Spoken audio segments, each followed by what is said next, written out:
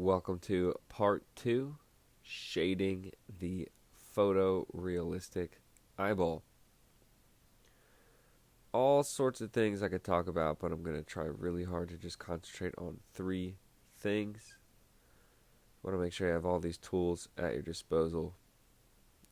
When you're working around with the used tort, things are going to get way too dark.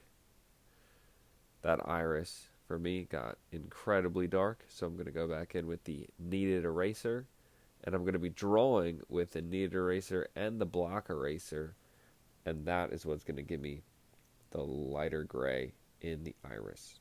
Anyway, this next part here, I want to show you guys when to use the brand new tort. So I always use a few different types of torts. One's very beat, very used. The next is a newer tort, and it's for this moment right here.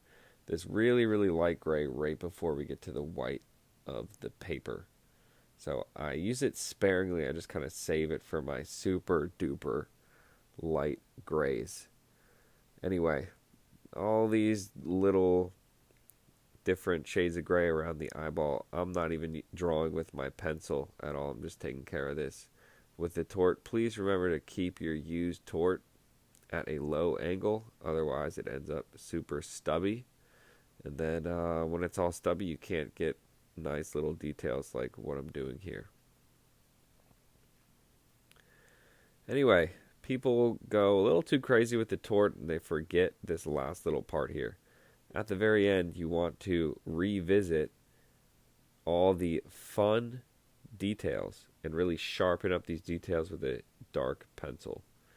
I will start by sharpening up my 2B pencil, but if things still need to get even darker, then I'll sharpen up the 4B. And the important thing about these details here, I'm leaving them unblended. My main criticism for a lot of newer artists is they just go way too crazy with the tort, and they tort it up all over the place, and they forget to double back with the darker pencil. Look at this shadow here along the bottom eyelid.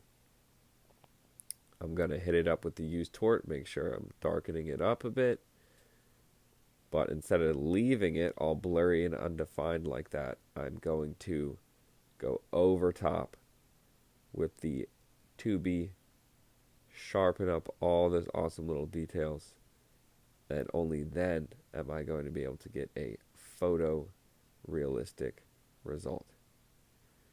Anyway, that's all I can really think of to talk about right now. I mean, here at the end, I'm just kind of tidying up all sorts of little things. It's real important to look at the reference twice as much as you're drawing. So at the very end, I will have my friend hold it away from me, or maybe take a picture, look at the picture. You want to try and get some distance between you and the drawing. Really study the reference, really ask yourself, is everything where it should be?